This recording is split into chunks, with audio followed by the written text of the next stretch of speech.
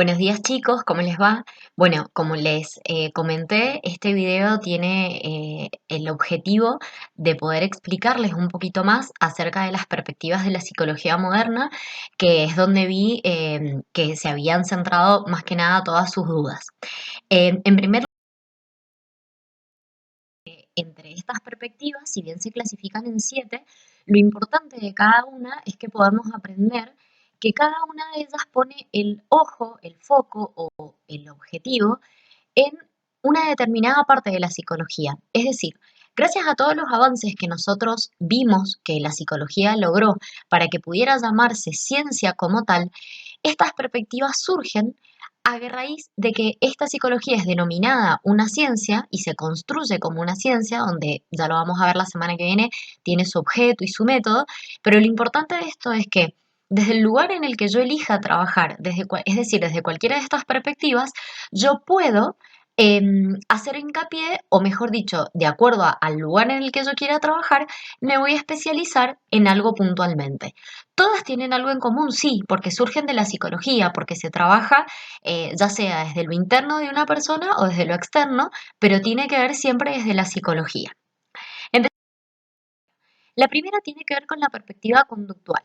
¿Qué significa esto? Que es la conducta visible. Es lo que el ser humano manifiesta y es lo que yo puedo observar.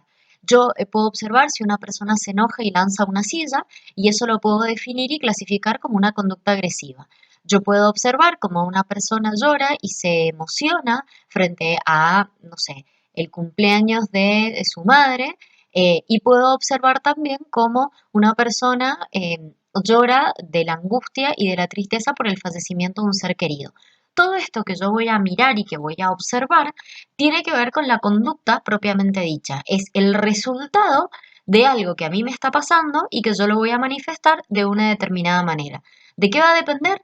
De cada uno de nosotros y del momento y de lo que a mí me esté pasando. Es decir, si yo estoy feliz, voy a manifestarlo con ciertas características para que eso yo me dé cuenta que esa persona esté feliz, o en el caso de triste, va a ser exactamente lo mismo. La persona lo va a manifestar de tal manera que yo lo que voy a ver en esa persona, a mí me va a dar la información de que está triste. Esta es la perspectiva conductual. La perspectiva cognoscitiva, en lo que va a hacer hincapié, no tiene tanto que ver con una cuestión externa, sino más bien con una cuestión interna. ¿Qué quiero decir con esto? Que voy a tener en cuenta los pensamientos, las ideas, todo aquello que la persona va elaborando en su cabecita. Por eso les dice que es una perspectiva cognoscitiva, porque lo cognoscitivo tiene que ver con el pensamiento, ¿sí?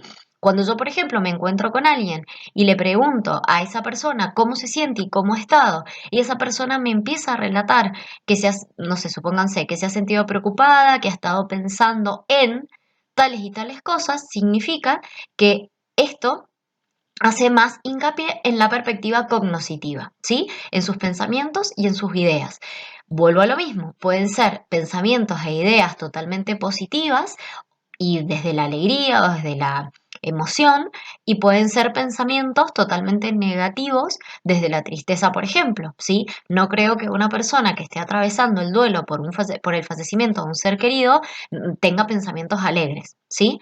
Entonces, lo cognoscitivo hace hincapié en el pensamiento de los seres humanos. La perspectiva humanista hace referencia más que al individuo en sí, al grupo de personas, ¿sí? ¿Por qué? Porque lo humanista tiene que ver con cómo se relaciona con el medio ambiente, es decir, si esta persona cuida el medio ambiente, si no lo cuida, si recicla, y cómo estas nuevas conductas que va aprendiendo tienden a una versión mejor de sí mismo, es decir, de que haya aprendido, por ejemplo, a reciclar y eso hace que contamine menos, o que por ahí esta persona no tenga estas características o no lo haya trabajado o no sea algo de su interés, donde por ahí esta perspectiva con esta persona no va a tener mucho para trabajar. ¿Por qué? Y porque la verdad es que no es una persona que se interese por el medio ambiente, ¿sí? Para las chicas que más que nada las alumnas que me consultaban sobre esta perspectiva tiene que ver, sí, con este factor ambiental, es decir, con el medio ambiente, justamente. Por eso después al final de la definición les dice que es poder lograr la mejor versión de sí mismos. ¿Por qué? Y porque si yo tengo en cuenta el medio ambiente, seguramente ha podido aprender un montón de cosas. Desde elementos sencillos, por ejemplo, no sé si tengo una mascota y saco a mi perro para que haga sus necesidades afuera, poder llevar una bolsita para recoger estas necesidades y no dejarlas en la vía pública, ¿sí? A eso apunta entonces la perspectiva humanista. Lo que tiene que ver con lo psicodinámico es con nuestro querido amigo Freud, ¿sí? Es el autor de esta perspectiva psicodinámica o como nosotros lo solemos conocer como psicoanálisis, donde él va a tomar como objeto de estudio al inconsciente y donde esto va a repercutir ya sea en los sueños, ¿sí? Que es todo lo que nosotros experimentamos porque todos hemos soñado alguna vez, y lo que les expresa ahí como lapsus tiene que ver con aquellos actos fallidos que nosotros experimentamos en el lenguaje. ¿Qué significa esto? Muchas veces hemos estado hablando y a lo mejor hemos dicho una palabra por otra, ¿sí? No sé, supónganse, quiero decir, qué lindo está el día hoy y en vez de decir día, dije una palabra similar que rimara con día, ¿sí? Por ejemplo, qué linda está Pía hoy. Entonces, esto, que Freud lo denominó como un acto fallido, tiene que ver en donde el inconsciente se hace presente en ese momento y donde verdaderamente lo que yo quiero decir es pía y no día, ¿sí? Y entonces es como el famoso me falló el inconsciente, a eso tiene que ver. Y los aspectos de la personalidad que ya lo vamos a ver mucho más adelante.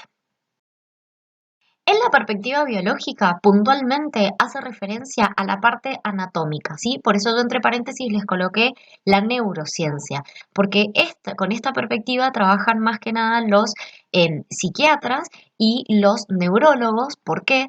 Porque toman al cerebro y a todos los elementos que interactúan anatómicamente en nuestra cabeza como único factor para el trabajo, ¿sí? Por ejemplo, un psiquiatra desde esta perspectiva va a analizar cómo los ciertos fármacos y ciertos medicamentos pueden afectar o no a la conducta del ser humano. Y ahí retomo con una de las dudas también de algunos de ustedes que me decían que si se podían encontrar dos perspectivas en una. Sí, absolutamente.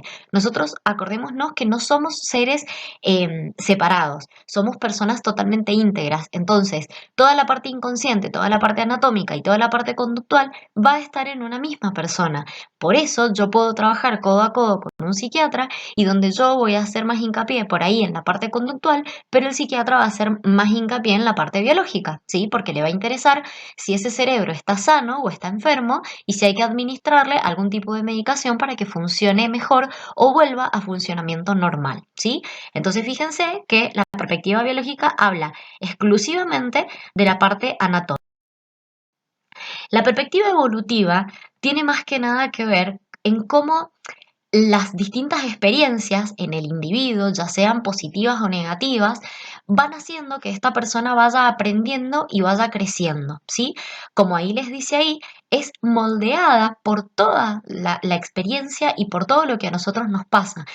Si yo a ustedes les preguntase si se sienten iguales el año pasado que este, o si consideran que son los mismos, seguramente se van a dar cuenta que no en más de un aspecto, ¿sí? Porque les han pasado cosas en este último tiempo que hacen que hayan evolucionado y que justamente se hayan ido moldeando, ¿sí? Ahí les dice que es junto con los factores biológicos. ¿Por qué? Y porque yo no puedo separar mi cuerpo de mi psiquis, ¿sí? En esto que les decía que somos seres integrales y no nos podemos dividir y no nos podemos separar.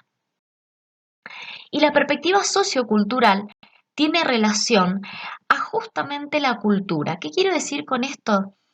Nosotros, como lo hemos visto en la otra materia, en instituciones, sabemos que la conducta, perdón, que la cultura tiene un montón de elementos y que nosotros vivimos en sociedad y que hay elementos que tenemos que respetar, como las normas y las leyes. Bueno, nosotros sabemos acá en Argentina que robar es un delito y que si nosotros cometemos ese acto vamos a ser penados por la ley.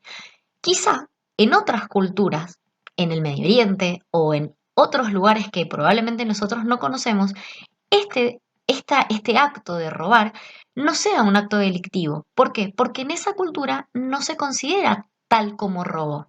¿Se entiende lo que digo? Por eso es tan importante lo sociocultural, porque va a depender del contexto y del entorno en el que esa persona se encuentra para ver si lo que hizo o cómo se comportó o cómo se sintió está en parámetros normales o se adecúa a la cultura en la cual esa persona vive, ¿sí? Yo siempre les cuento el ejemplo y el relato de que hay una cultura boliviana donde las mujeres se inician sexualmente con su papá, ¿sí? Y esta conducta en esa cultura no es considerada incesto, lo que para nosotros, en nuestra cultura, eso es considerado incesto, o sea, es un acto totalmente penado por la ley y no es algo que nosotros lo observemos como algo normal o esperable. Entonces, fíjense que para la psicología es de suma importancia dónde esta persona vive, cuáles son las normas y las leyes que lo rigen para poder entender el comportamiento de esta persona, ¿sí? Entonces, lo sociocultural es, por eso se los puse ahí en el texto, que es determinante e imprescindible para el ser humano. Chicos, espero que les haya sido un poco más claro.